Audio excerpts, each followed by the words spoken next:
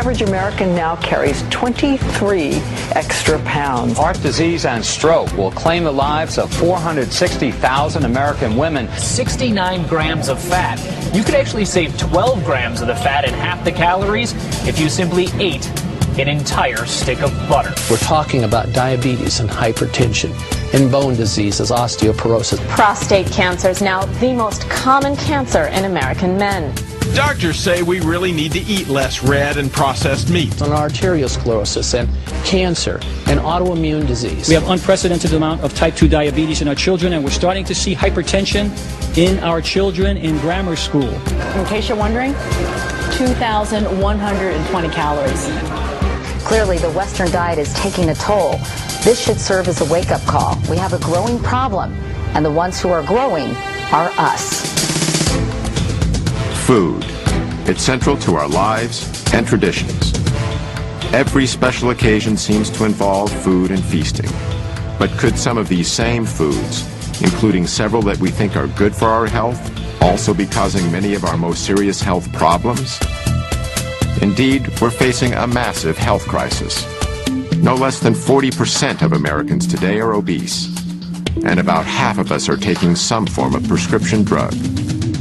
The best-known statin drug, Lipitor, is the most prescribed drug ever in the world. Almost 1 in 5 American 4-year-olds are now considered to be obese. Though Mexican-American and African-American children are still more likely to be overweight. This could be the first generation of children in the United States that lives less than its parents. We spend $2.2 trillion a year on health care, over 5 times more than the defense budget. In fact, we pay more per person for health care than any industrialized country in the world. Yet we're sicker than ever. You see, there's no money in healthy people, and there's no money in dead people. The money is in the middle. People who are alive, sort of, but with one or more chronic conditions. Obesity, diabetes, heart disease, high blood pressure are all diet-related health issues that cost this country more than $120 billion each year. Every minute, a person in the U.S. is killed by heart disease. 1,500 people a day die from cancer. Combined, these two diseases kill over 1 million Americans every year. Cases of diabetes are skyrocketing, particularly among our younger population. Diabetes. Life-threatening diabetes. 1 out of 3 people born in the U.S. today will develop this crippling condition during their lifetime. Millions of others suffer from a host of degenerative diseases. Millions more of us are so stimulated by sugar, coffee, and energy drinks that we've masked our chronic fatigue. But could there be a single solution to all of these problems? A solution so comprehensive, yet so straightforward, that it's mind-boggling that more of us haven't taken it seriously? Someone has to stand up and say that the answer isn't another pill. The answer is spinach. A growing number of researchers claim that if we eliminate or greatly reduce refined, processed, and animal-based foods, we can prevent, and in certain cases even reverse, several of our worst diseases. They say all we need to do is adopt a whole foods, plant-based diet. It sounds almost too simple to be true.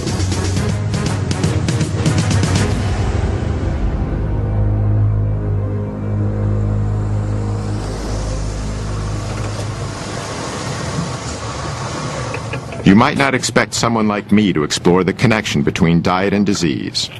On my way over, I drank these 2 Red Bulls. I also had a 12-ounce Coke and another half of a 12-ounce Coke. I haven't always lived the healthiest lifestyle, and I've eaten more than my share of fast food. But as part of my effort to learn more about the link between food and health, I visited 2 physicians in Los Angeles, Dr. Matt Letterman and Dr. Alona Pulday. Hi. How you doing? Please, nice to meet you. Nice to meet you too. Is Dr. Pulday? Dr. Pulday. Pleasure to meet you too. Both are MDs. Dr. Letterman was trained in internal medicine and Dr. Pulday in family practice. They incorporate a whole plant foods nutrition plan into the treatment of their patients. So let's get started on that and then we'll do some talking. 142.82. I found out a lot more than I expected. Like a lot of Americans, I thought my health was pretty good. I had no major diseases that I knew of. But I hadn't had a thorough checkup in a while, so I decided to get one. When Dr. Letterman gave me the results, it was a real wake-up call. I gotta say, I'm kind of shocked. I'm really worried about my blood work numbers. 240 and 241 for my cholesterol is way higher than it's ever been. I got this 6 number. That, to me, is the most worrying number I got. The 6 number was the result of something called a CRP test, which measures the inflammation in my heart and blood vessels. This put me in the high-risk category for a heart attack. So I committed to a 12-week nutrition program under Dr. Letterman's supervision. The plan was to treat my health problems by eating a whole foods, plant-based diet.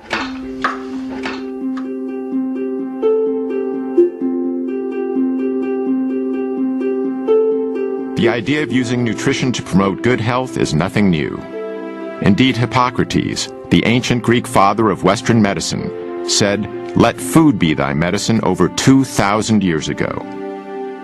Yet it wasn't until more recently that the science behind this observation was systematically probed and applied. 2 researchers who've made groundbreaking contributions to this effort are Dr. Colin Campbell and Dr. Caldwell Esselstyn. Born just a few months apart in 1933 and 34, they each grew up on farms. Campbell's childhood farm is in rural Virginia, where his family raised dairy cattle and milked cows. My dad and mother moved here in 1943 when I was 9 years old.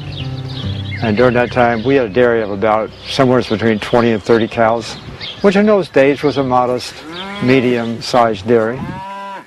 At the time, milk was believed to be nature's perfect food. So perfect, in fact, that this U.S. government film from the early 20th century recommended that infants who have just been weaned from their mother's milk should be switched immediately to cow's milk. That was the excitement of doing something, producing nature's perfect food, if you will.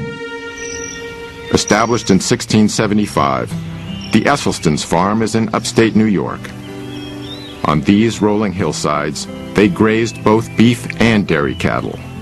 This was sort of like the nerve center of the operation in a way? More or less, absolutely. This is sort of the epicenter around these barns. This is the way farming was done in that era. And so this is sort of where you learned the craft of the trade of farming. How old were you when you moved here again? 7. I didn't start driving the tractor until I was 8 years old. Well, a late bloomer, right? Exactly. But I enjoyed it, and I really got a great kick out of doing the farm work. Although they didn't know each other yet, farm life had a deep and lasting influence on both Campbell and Esselstyn. To make it successful, you had to have persistence, staying power, and tenacity of purpose. I guess it's ironic in the sense that we're both now advocating, not consuming the products that we were busy actually producing with our families. During Campbell and Esselstyn's lifetimes, the American diet has changed dramatically.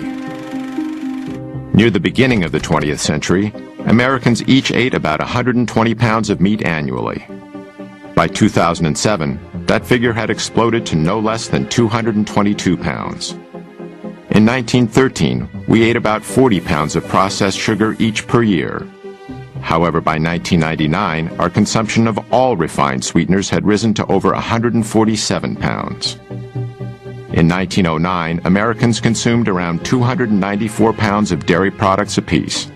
But by 2006, our yearly intake of dairy had more than doubled to 605 pounds.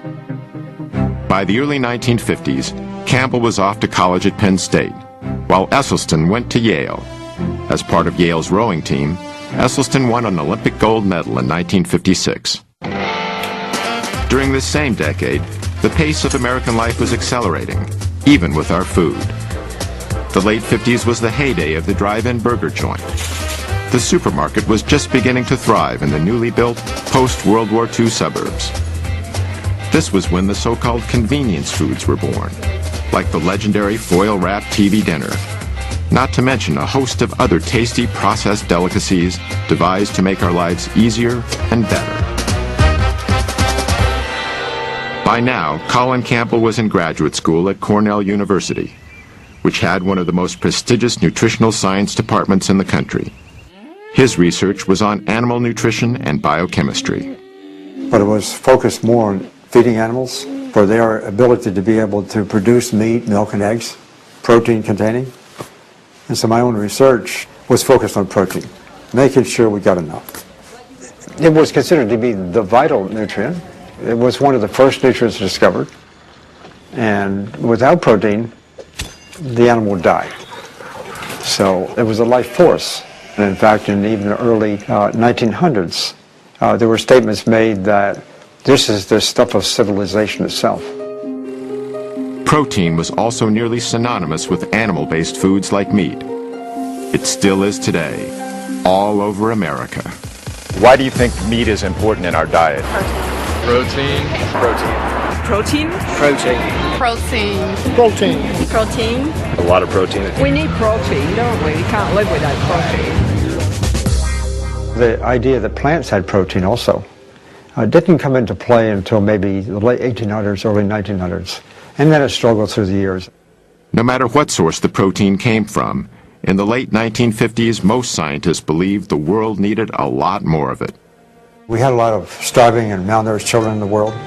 And so in my community, in the nutrition community, there were discussions about why so, what could be done. And one of the prominent thoughts was to make sure they get enough protein. I certainly went along with this view. At about the same time, Dr. Caldwell Esselstyn was just beginning his medical career at the world-famous Cleveland Clinic in Cleveland, Ohio. Surgery soon became his specialty. There's something awfully satisfying about if you can remove the disease. For instance, if a patient had gallstones, you could remove them. If it was a gastric ulcer or a stomach ulcer, you'd directly take care of that. If it's a hernia, the same thing. During the 1960s, heart disease was on the rise in the U.S. What doctors commonly call coronary artery disease is usually caused by a condition of the arteries that supply the heart with blood. What happens is that over time, a fatty substance in the bloodstream called cholesterol builds up in the coronary arteries, restricting the blood flow to the heart. This can ultimately cause several problems, from severe chest pain called angina to heart attacks. Cholesterol is a natural substance produced by all animals, including humans, and it's an essential component of our cells' walls. But when we consume dietary cholesterol, which is only found in animal foods like meat, eggs, and dairy products, it tends to stay in the bloodstream. This so-called plaque is what collects on the inside of our blood vessels and is the major cause of coronary artery disease. In the late 1960s, a colleague of Dr. Esselstyn's at the Cleveland Clinic made a major breakthrough in the treatment of this condition. In fact, Esselstyn shared space with him in the clinic's surgical locker room. His name was Dr. Rene Favillaro. Rene really sparkled in the operating room, and in 1967 he did his first bypass graft at the clinic, coronary artery bypass graft. This revolutionary new procedure was accomplished by removing a vein from the patient's leg, then stitching it on the heart's blocked coronary artery to allow the blood to flow around or bypass the blockage. Today, over 500,000 Americans go under the knife annually for heart bypass surgery, costing around $100,000 apiece. These operations alone constitute a staggering total of nearly $50 billion.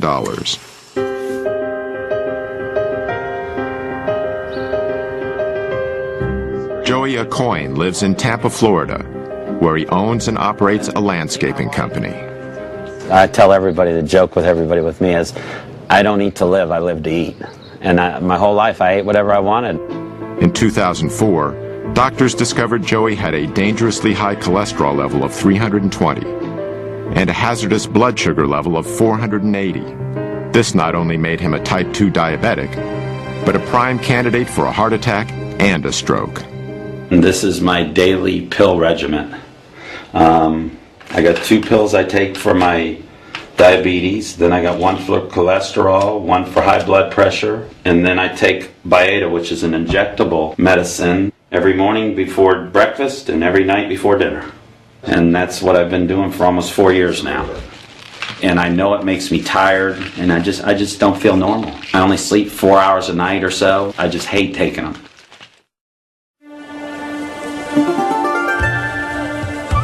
In the mid-1960s, Dr. Campbell was in the Philippines, trying to get more protein to millions of malnourished children. To keep costs down, he and his colleagues decided not to use animal-based protein. The program was beginning to show success. But then Dr. Campbell stumbled onto a piece of information that was extremely important. It centered on the more affluent families in the Philippines, who were eating relatively high amounts of animal-based foods. But at the same time, they were the ones most likely to have the children who were susceptible to getting liver cancer. This was very unusual, since liver cancers are mainly found in adults. But just the mere fact that they occurred in children said, you know, there's something here. This is pretty significant. Shortly afterward, Dr. Campbell came across a scientific paper published in a little-known Indian medical journal. It detailed work that had been done on a population of experimental rats that were first exposed to a carcinogen called aflatoxin, then fed a diet of casein, the main protein found in milk. They were testing the effect of protein on the development of liver cancer. They used two different levels of protein. They used 20% of total calories, and then they used a much lower level, 5%. 20% turned on cancer, 5% turned it off. This Indian paper, together with what Dr. Campbell had learned about increased liver cancers in children eating animal-based foods, combined to create a decisive moment in his work and his life. Because we learned that animal protein was really good in turning on cancer. During the same time, the way Americans ate was changing, again. The number of fast food franchises was exploding, as more and more overscheduled Americans began using them as a convenient way to feed themselves and their families. While the fast food revolution was sweeping the nation, the rate of cancer deaths in America was continuing to rise. As a result, in 1971, President Richard Nixon initiated a program that was dubbed the War on Cancer. We are here today for the purpose of signing the Cancer Act of 1971. And I hope that in the years ahead that we may look back on this day and this action as being the most significant action taken during this administration. On the front lines of this new war was Caldwell Esselstyn. By 1978, he was chairman of the breast cancer task force at the Cleveland Clinic. Yet he soon began to doubt the medical procedures he was using. No matter how many of these operations I was doing for women for breast cancer, I wasn't doing one single thing for the next unsuspecting victim. So Dr. Esselstyn started investigating the global statistics on breast cancer. One of the facts he discovered was that the incidence of breast cancer in Kenya was far lower than it was in the United States.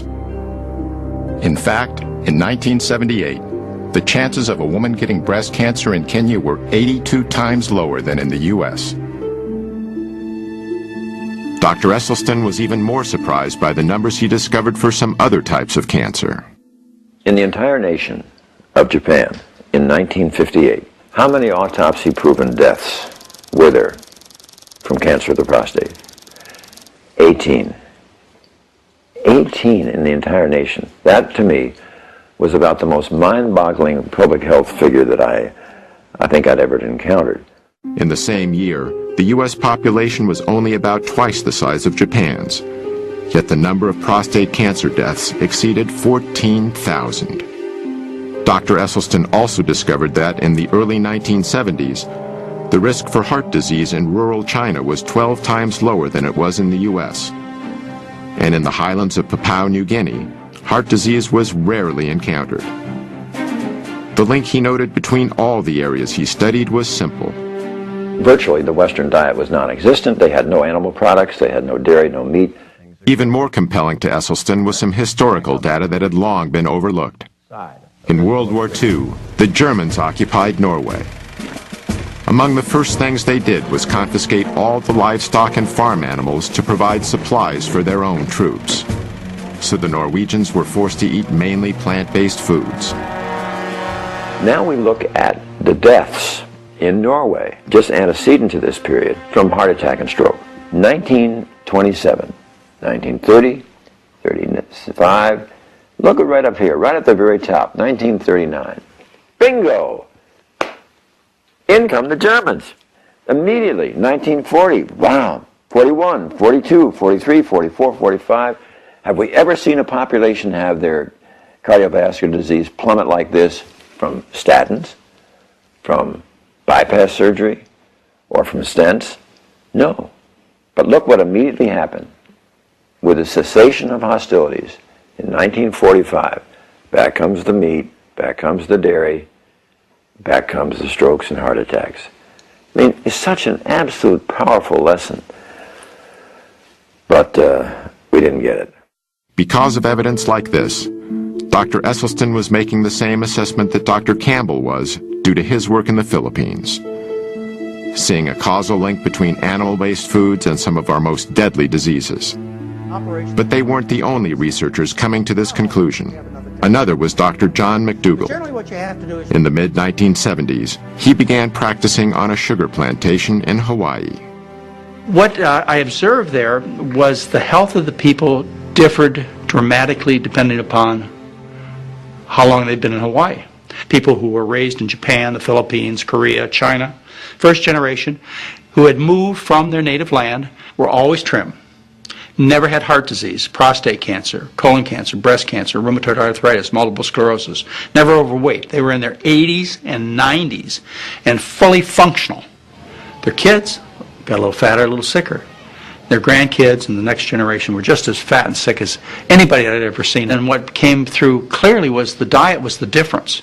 The first generation had learned a diet of rice and vegetables in their native land. But the kids, they started to give up the rice and replace it with the animal foods, the dairy products, the meats, and the results were obvious. They got fat and sick.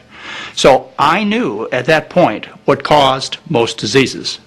At the time, however, Campbell and Esselstyn knew virtually nothing about this other information. Even so, they ultimately reached a revolutionary conclusion: that many of our most crippling conditions could be greatly reduced, if not completely eradicated, simply by eating what they call a whole foods, plant-based diet.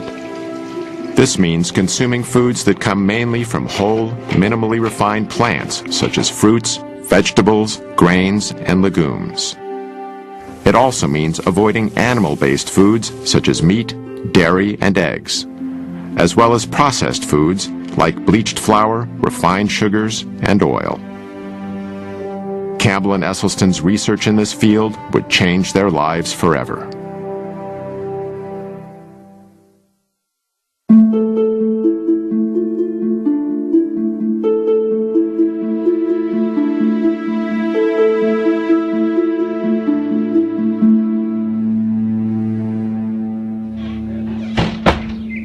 Went through your preliminary form. The goals that I have, tell me if I'm missing any from you, were eliminate your shots and medicines. You want to get off this stuff. You want to sleep well at night. You're not doing that. You want to stop feeling tired and run down. You want to lose weight. That's it. You got it. Those are your goals. The other complaints, you had low energy, ringing in the ears, sinus problems, postnasal drip, shortness of breath, wheezing, coughs, indigestion and reflux, loose stool, diarrhea, bloating, black and bloody mucousy stool with meat consumption, and difficulty walking, getting around, trouble losing weight, chronic and unpleasant hunger feelings, groggy after meals, strong food cravings, and anxiety about food in general. All of that stuff. Sounds like I'm dead. So I don't mean to, harp on the bad stuff, but, that will all, most of that should get better. My goals I'm adding in. Which goals do you add? I want you to reverse all your medical diseases, the ones that we can reverse, and most of yours we could. I told you all the risk and benefit. Based on what I told you, I would stop all these meds. And I would stop these on top of all these risks. That's what I'm going to try. You're going to get my best effort, I can tell you that. Yeah, you'll do good. Okay. You'll do well. By 1975, Dr. Campbell was at Cornell University, investigating what he discovered in the Philippines. Our work, from the beginning, was designed, in a sense, to do two main things. One, I wanted to replicate, if possible, the Indian work, because it was so provocative. Secondly, if this is really true, I wanted to study how does it work. Just like the Indian researchers, Campbell fed half the rats in his study a diet of 20% casein, the main protein and dairy products. The other half was fed only 5% casein. Over the 12 weeks of the study, the rats eating the higher protein diet had a greatly enhanced level of early liver cancer tumor growth. On the other hand, all of the rats eating only 5% protein had no evidence of cancer whatsoever. But Dr. Campbell decided to take these findings a step further. This time, instead of keeping his test rats on the same diet throughout the study, he kept them in one group and switched their diets back and forth, between 5 and 20% dairy protein, doing so at 3-week intervals. The results were astonishing. Whenever the rats were fed 20% protein, early liver tumor growth exploded. But when the same rats were given 5% protein, tumor growth actually went down. I mean, this was so provocative, this information.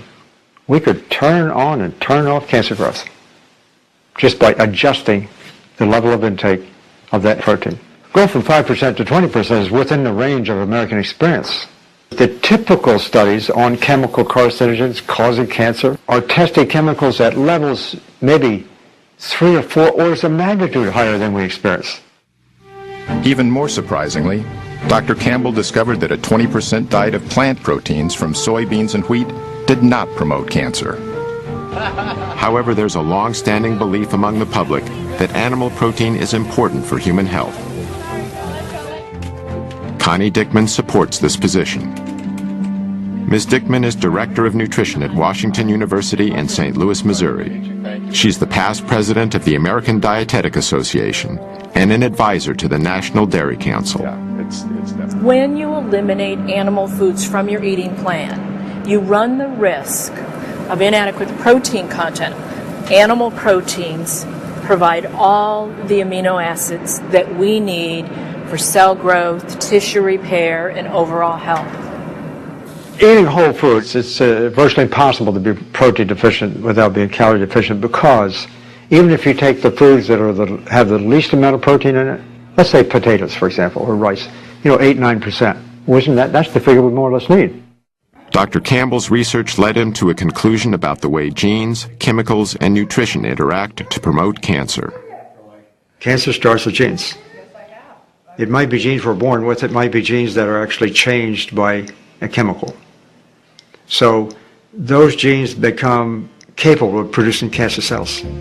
Whether we do or don't get cancer is primarily related to how we promote those cancer cells to grow over time.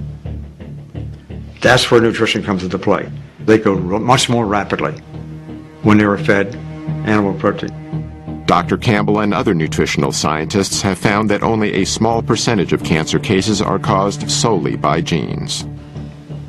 I think the general consensus in my field is that probably not more than 1 or 2% at most is attributed to the genes we may or may not have. And that's the most helpful and hopeful information I give people. Because if you go through life thinking that what happens to you from a health perspective is based on your genes, you're a helpless victim. My diet was pretty abominable. I thought the 2 principal food groups were caffeine and sugar. Dr. Pam Popper is Executive Director of the Wellness Forum in Columbus, Ohio, and an expert in the areas of health and nutrition. And the women in my family are all overweight. I'm not. I don't eat and live like they do. So I've changed my health destiny by not engaging in the same habits. Over the next several years, Dr. Campbell initiated more extensive lab studies using various animal and plant nutrients. The results were consistent. Nutrients from animal foods promoted cancer growth, while nutrients from plant foods decreased cancer growth. Yet Campbell hadn't identified a specific biological mechanism that caused the effects he observed. And it finally occurred to me that there was no such thing as the mechanism. What we were looking at was a symphony of mechanisms. We think that nutrition is attributed to individual nutrients, and that's the way it gets marketed, and that's the way the companies tell us, so forth. When in fact, nutrition, all of it working together to create this symphony, the hundreds of thousands of different kinds of chemicals in food all kind of working together nicely. I mean, the complexity is total. That's a holistic concept. And I had to say to myself, that's a very exciting idea. Dr. Campbell realized that his discoveries in the laboratory were significant but limited. How are these findings relevant in people? How do different types of foods affect cancer and other diseases? Campbell needed a large-scale population study. He would soon find a perfect opportunity.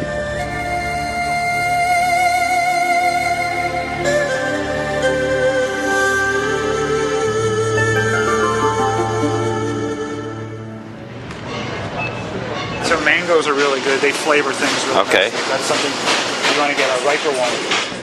Dr. Matt Letterman and his wife, Dr. Alona Pulde, are among a small but growing number of physicians who use a whole foods, plant-based diet as a primary treatment for their patients. From shopping with patients to teach them how to read nutrition labels. And I don't care what it says on the front, the back, or the sides. Look at the ingredients. Okay. And that's all I care about. To showing patients how to prepare meals. They are not your typical MDs. Doctors Letterman and Pulde use food as treatment because they feel it's the best medicine available. Medicine that not only makes their patients feel better, but that truly improves their health. In 1973, the U.S. Congress passed a new farm subsidy bill. Among other things, it included incentives that encouraged a massive increase in corn production. One of the major byproducts of this enormous corn surplus was a low-cost sweetener called high-fructose corn syrup. Companies could add this sweetener to anything from soda pop to hot dogs, and then make these products widely available at low prices. Processed sugars and other refined foods are far more calorie-dense than the whole plants they're made from. The dramatic increase in their use is a major reason why our food has become richer. To evolutionary psychologist and author Dr. Doug Lisle, the consumption of unnaturally dense foods is the main cause for the epidemic of obesity in America. It isn't that people become more self-indulgent. It isn't because they're lazier than they ever were. What's happening is that their mechanisms of satiation are being fooled. The process starts with a range of receptors in our stomachs that help us gauge how much food we've eaten. These include stretch receptors to help measure the sheer volume of food in our stomachs. We also have density receptors to help determine the caloric density, or what we more commonly call the richness of our food. For instance, 500 calories of natural plant food fills the stomach completely, triggering both our stretch and density receptors to signal our brain that we've had enough to eat. But 500 calories of unnaturally rich or processed food fills the stomach far less, deceiving these receptors into telling our brain that we need to eat more. Even worse is 500 calories of oil, which is almost pure fat, and barely triggers any response at all. The problem with weight management in humans is that if you make these foods completely artificial, which we do today, you wind up with a problem that people have to overeat just to be satisfied. But why do these concentrated foods that are so harmful to us give us so much pleasure? Dr. Lisle says the answer is related to a system called the motivational triad. This is a trio of biological mechanisms that nature has designed into every creature on Earth so they can survive to pass their genes on to the next generation. The first leg of the motivational triad is pleasure seeking.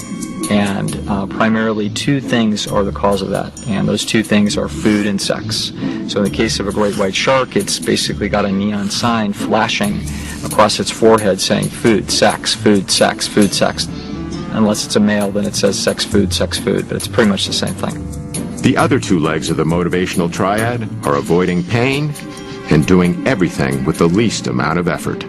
Pleasure-seeking, pain avoidance, and energy conservation. That really sums up animal behavior, whether we're talking about a paramecium under a microscope or a great white shark. Richer foods naturally excite our senses because it's nature's way of telling us they will provide the highest amount of dietary reward with the least amount of effort. This helped our ancestors find the most calorie-dense and ripe foods available, which contributed to our survival. But in today's environment, we can artificially increase calorie density well beyond what our ancestors would have found in nature. The resulting foods give us a hypernormal amount of pleasure, leading us into something Dr. Lisle calls the pleasure trap. What the pleasure trap is an interaction between our natural instincts, which are trying to tell us the right thing to do, and some kind of artificial modern stimulation that is piggybacking or hijacking that process. So the classic example of the pleasure trap would be drugs and drug addiction. The way drugs work is they hijack the existing pleasure circuits. When certain chemicals hit those areas, they cause feelings of euphoria and excitement. The same drug-like effect happens when we eat highly concentrated, processed foods.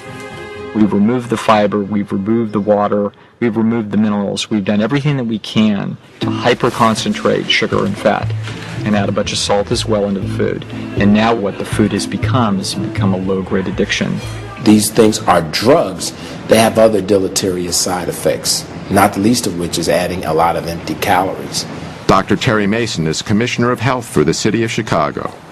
He's one of the few public officials in America who openly supports a plant-based diet. If it walked, hopped, swam, crawled, slithered, had eyes, a mama and a dad, don't eat it. Dr. Mason contends that the less affluent segments of our population have difficulty making the best food choices. Well, first of all, the diets are calorie-rich and nutrient-poor.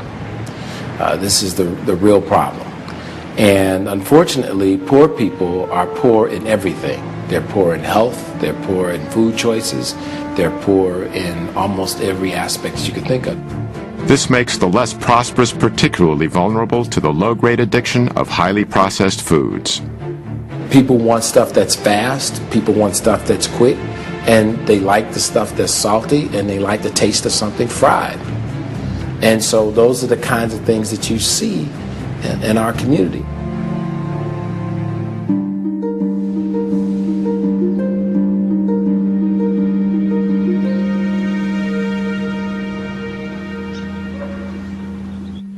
Sandera Nation lives in a quiet suburb in Cleveland, Ohio, with her 5 children. In October 2008, she was stricken by a strange illness. I want to say something, but it's not coming out. I'm getting really shaky and sweats, and then I'm cold and I'm sick and I'm fatigued and my stomach hurts and everything, so I went to the doctor. And that's when they diagnosed me with hypertension and diabetes. Like Joya Coyne, Sandera was treated with expensive prescription drugs. I was in denial for a while. I heard what they said, but I was in denial, like, I still ate things I shouldn't have.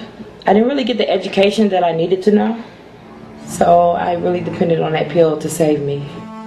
Then Sandera met with Dr. Esselstyn, who recommended that she treat her illnesses with a whole foods, plant-based diet. Let's come on in and we'll get to work. I was a little nervous, but he made it real easy for me. I was real interested in what he had to say and what he was going to teach me in the new journey that I would be taking with him.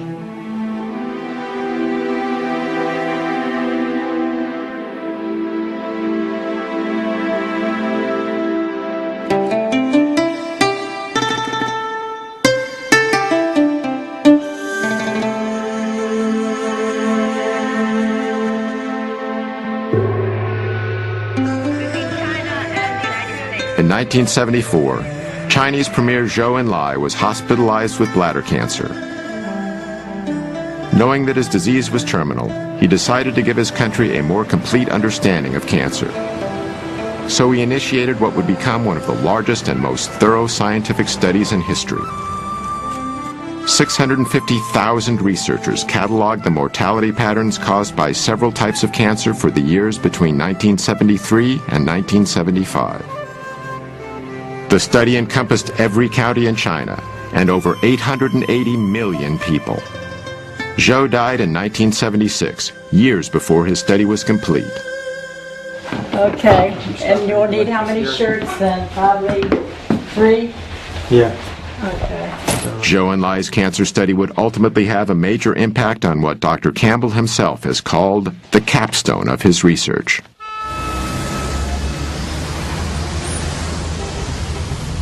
And you were there for 2 or 3 months. Dr. Junshi Chen is now senior research professor with the Chinese Center for Disease Control and Prevention. He first met Dr. Campbell at Cornell in 1980, when he was a member of the Chinese Institute of Food and Nutrition Science. The Cold War was just beginning to thaw, and Dr. Chen was among the first senior scientists from China to visit the United States. By then, Dr. Campbell had become one of the most distinguished nutritional biochemists in the world. When they discovered this book, a significant collaboration was born. This is the Atlas of Cancer Mortality in China. Published in 1981, the Cancer Atlas was the result of Zhou and Lai's nationwide study. It showed a highly unusual geographical distribution of different types of cancer in China, which tended to be clustered in certain hotspots. The same was true with cancer after cancer, and the counties with the highest levels were often far greater than the counties with the lowest levels. So, for example, esophageal cancer, according to this cancer map, the mortality has 400-fold difference among different counties in China. That's huge. Yeah, and I understood that in the United States only several-fold difference. Maybe twofold. That's all we see. Yeah. So that caught our attention in terms of why. Because they are all Chinese. Genetically, they are all the same. And why they have so much difference in single cancer mortality. So we believe it has to be related to the environment, the big environment. And from our professional perspective, of course, it's diet and nutrition. Dr. Chen, he said, why don't we just go there and do a study? For Dr. Campbell, it was the opportunity he'd been looking for. Among other things, he could examine how his observations about liver cancer in Filipino children and the findings from his lab studies applied to a large human population. The project would consider 367 diet and health-related variables, making it one of the most ambitious nutritional studies ever conceived. Dr. Campbell and his associates carefully chose 65 counties scattered across China. These counties were mainly located in rural or semi-rural areas. We use the rural counties because they are stable in their residence and they have been in this lifestyle for at least 20 to 30 years. More than 350 workers were trained. They carefully surveyed the diet and lifestyle of 6,500 people in the chosen counties. Urine and blood samples were also taken. In 1983, Doctors Campbell, Chen, and their collaborators began to analyze the vast amount of information that had been collected. The job would take years.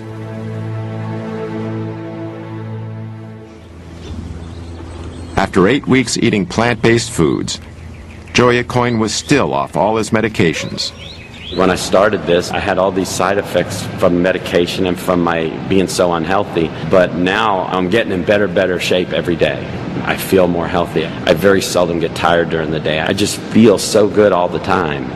This is a scale that I weigh myself on, and it started about 8 weeks ago way up here around 218, 220, and now it's bouncing between 180 and 185. None of my belts fit. This one here, I actually had to have 2 new holes punched in because I like the belt so much. Nothing fits. I got to go shopping. It's just everything, all my clothes. A good problem to have. It's been fun for him because I think he's learned, in addition to the fact that he's seeing such great results, that he loves it.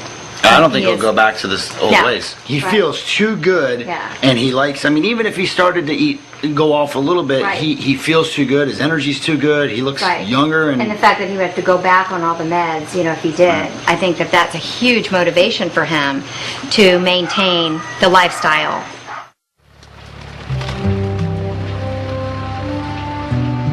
In the mid-1980s, Dr. Caldwell Esselstyn was struggling to organize a study on coronary artery disease.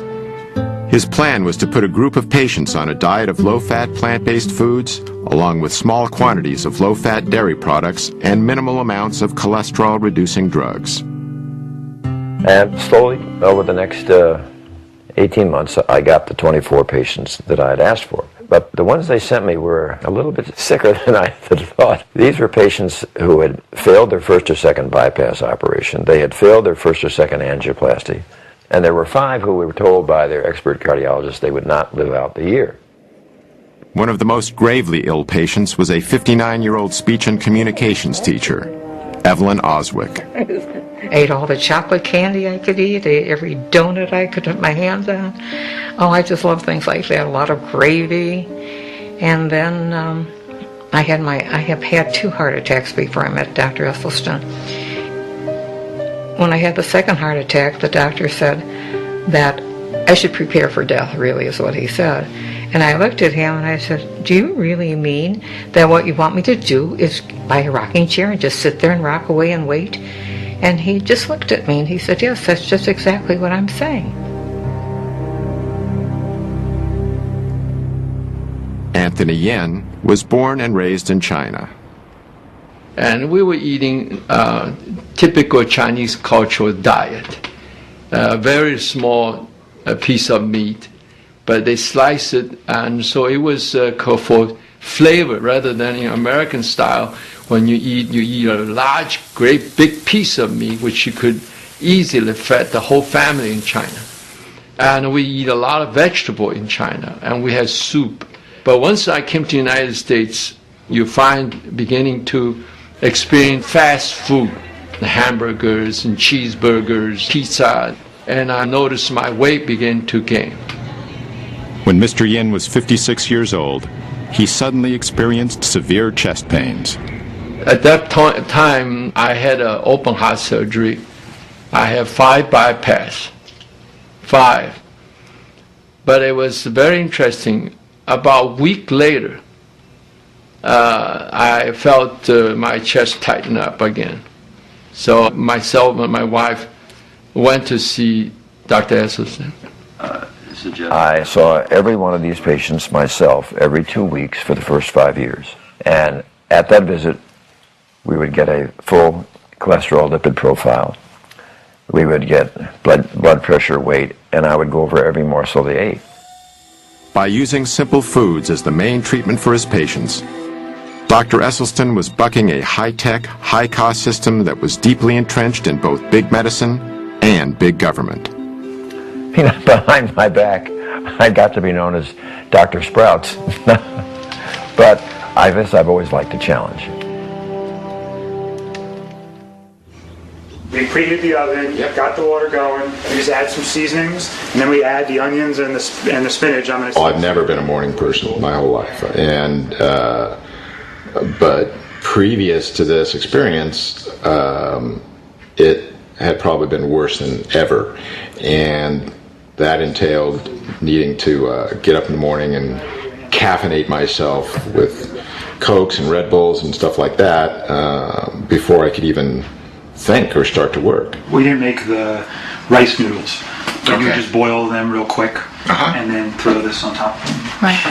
He's actually eating more often, but he's eating the right foods, and he lost weight. So he's certainly feels much better that way, and you can tell it in his face, in his neck, in his belly. He's lost a lot of weight there. He also has better energy. He's waking up earlier now. That's great because we have then some morning time together. I don't have to count anything. You're the doctor. 1990. Following nearly a decade of intense effort, Dr. Campbell and his colleagues finally published their China study. It identified no less than 94,000 correlations between diet and disease. Those are big numbers for any study. And in the end of the day, when we did all these correlations in this book here, and we looked at the number of them that were statistically significant, it was between about 8,000 to 9,000. When you have that large number of correlations and you start analyzing each one, if it works out as statistically significant, this means that if 19 out of 20 are pointing in the same direction, it's highly significant and likely to be true. Hundreds of detailed tables and charts were included in the study. Each one presented the raw data that was collected. Then, this information was cross-referenced in multiple ways to demonstrate its reliability and to show how it linked with the 367 variables the study examined. I think the major message we got out of all these correlation analysis is only one message. The plant food-based diet, mainly cereal grains, vegetables, and fruits, and very little animal food, is always associated with lower mortality of certain cancers, stroke, and coronary heart disease.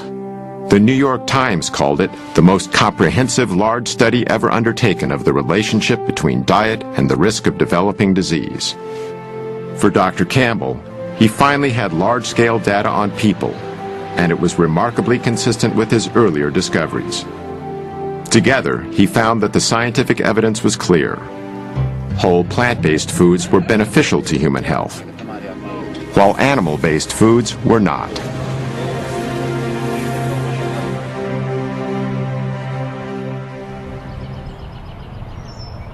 Sandera Nation's journey to better health wasn't easy at first. It was a little hard because I've been eating fatty foods and grease and everything 38 years, as long as I can remember. So it was kind of hard to go from that to changing the next day completely. I started a journal for maybe the first 3 weeks. Write down my feelings and emotions, what I felt like, so that other people could know it's okay to feel that way. Along the way, Sandera had strong support from Dr. Esselstyn and his wife, Ann. They keep in touch, and they're like, we haven't forgotten about you. And I know they haven't. I really feel here that they haven't. I went to Walmart this day. I had wanted a Subway sandwich, and I said, I'm going to get me that meatball sub. I then received a call while I was at Walmart from Mrs. Esselstyn, as if they knew I was weak at this moment. She stated, promise me you will not eat anything from Walmart. Gave me chills to know that she called at that moment. Therefore, I left the store without getting that meatball sub. While Dr. Campbell was publishing his China study, Dr. Esselstyn was getting some powerful data from the research he'd started in 1985. He began with 24 patients, but 6 had dropped out in the first year, leaving him with a total of 18. At the end of 5 years, we had follow-up angiograms, and 11 of the group had halted their disease. There was no progression. And there were 4 where we had rather exciting evidence of regression of disease. These results were astonishing. The diet produced something that medication and surgery never had before: actual reversals of heart disease. The biological mechanism that caused these reversals centers on the lining of our veins and arteries, the endothelial cells. They are the absolute life jackets of our blood vessels. You're young and you're a teenager, you're healthy. You could spread those out 1 layer thick and you'd have something that would cover 6 or 8 tennis courts.